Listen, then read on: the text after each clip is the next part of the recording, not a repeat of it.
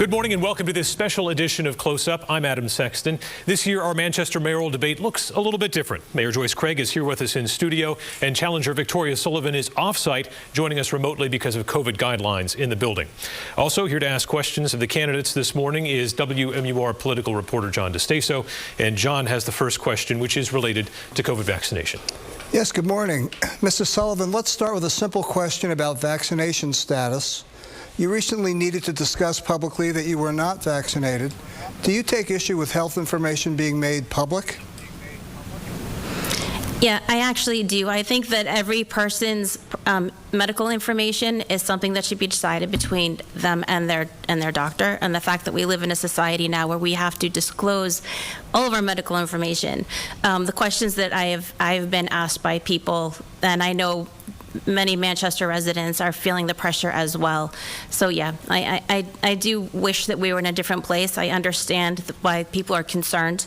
I understand the conversations, but it is it's unusual territory for us as Americans. And Mayor Craig, do you think a candidate for public office should have to disclose their vaccination status or any other health information? I absolutely do. We are going through a worldwide pandemic, and it is critical that a leader of the largest city in New Hampshire and a leader throughout the country leads by example. The only way that we are going to get through this pandemic is if we increase vaccinations across our country. Since I've been mayor and since we've been dealing with the pandemic, I have been at the forefront working with our health department to ensure that our community understands that these vaccinations are free and they're safe. And we're getting out into the community to ensure that people understand and accept the vaccinations where they are. And we're really pleased to see that vaccinations are becoming available for our youth ages 5 through 12. Next question goes to you, Mayor Craig. The state currently has a COVID-19 vaccination rate of about 55%. Manchester is about 48%. Madam Mayor, you've been a vaccine advocate. Explain why the city is lagging behind. And the New Hampshire Municipal Association says cities do have the ability to mandate vaccines for their employees. Would you ever support such a mandate? So currently the city of Manchester does not have a vaccine mandate. And right now the city vaccination rate is right about 53%. So we are working hard, again, making sure that clinics are, the information about clinics are out there. We've set up clinics at Beach Street School throughout the summer. We went to different neighborhoods. Our health department is having open clinics every Monday and Wednesday. Again, individuals do not need to make appointments. They can just walk in. We are in the process of setting up scheduled appointments at our schools for our youth and boosters for our teachers. And so we will continue to do extensive outreach into our community. We've hired community health workers who speak different languages so individuals understand, again, these vaccinations are safe and free, and the only way we will get through this pandemic is when people get vaccinated. Madam Mayor, would you ever support a mandate, though, yes or no? At this point in time, it's not warranted. Mrs. Sullivan, the Manchester Health Department says it was planning on $50,000 in supplemental COVID-19 funds to help with vaccination efforts, but after the Executive Council's vote a few weeks ago to reject $27 million in federal funds, that money is not available right now.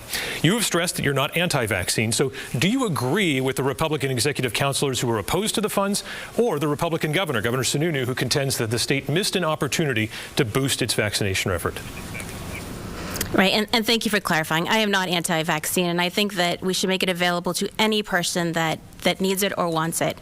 There were stipulations with receiving those funds, like there are in any bill or any funding, that made the Executive Council concerned. And I understand Governor Sununu's got a different set of responsibilities, right? He wants to make sure that he gets the vaccines out to everybody. The councilors look at the exact contract and decide if that's best for the city. So I think that they both made the decision, the best decision that they thought was possible based on the information that they had. Next question from John DeStaso. Thank you. Mrs. Sullivan, due to COVID, Manchester second graders have yet to experience a full, normal school year. Pandemic-related learning loss could afflict them for the rest of their lives. Also, test scores just released in the last couple of weeks show that only 14% of Manchester students are at or above proficiency in math. That's significantly below the state average. What's your plan to ensure struggling students in the city graduate high school with a complete education? Thank you. And yes, so prior to COVID, in the 2018-2019 school year, where our proficiency scores were at is still at an unacceptable level. So we started lower than most of the state, 32% proficiency in reading, 23% proficiency in math, and 15% proficiency in science. Knowing that, as COVID came to us, we should have been one of the first districts to get the students back into the building safely. And there was opportunity to do that. Instead, we're one of the last. Actually, after the governor mandated that we had to go back to school, Manchester asked for a waiver. I had presented something to the school board that would have allowed students to come in half-time every single day, all students, a morning session, afternoon session, and we would have had more students in the class. There were also other things that we could have done over the summer to prepare our students to get them back into the classroom. And Mayor Craig, same question, please. So we have made tremendous strides in terms of increasing student achievement opportunities in the school district. We are hiring additional family liaisons to work with families and students here in the district. We've increased professional development for our teachers.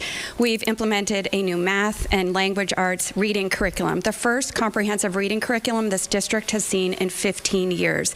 We had extensive summer school opportunities this summer, and any student in the city of Manchester who needs a tutor has access to a tutor. We took health and safety of everybody in our schools as our first priority. We made extensive changes to air ventilation and air quality. We are continuing to wear masks. We are social distancing where we need to. We know that having students in the classroom in front of a teacher with their peers is critical, and we're doing everything we can to keep them there. Mayor Craig, you've expressed concern that the state's new education freedom accounts could take critical funds away from Manchester's school system.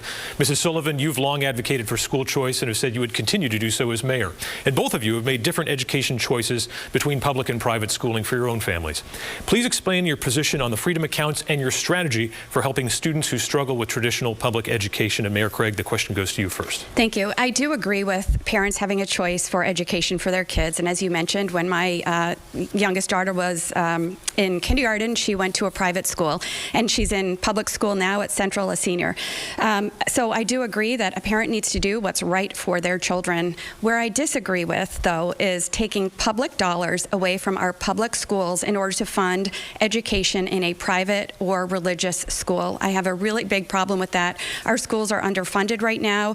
Thankfully, this year we've received funds through ESSER to deal with COVID, but outside of COVID, the Manchester Public Schools are the least funded schools in the district with the largest and biggest challenges, and we should not be taking public dollars away to pay for private homeschooling or religious schooling. Mrs. Sullivan, same question to you. Right. So first of all, public dollars are actually taxpayer dollars. They are the parents' dollars. And the education freedom accounts just give parents the ability to have more control over their dollars when it comes to their children's education.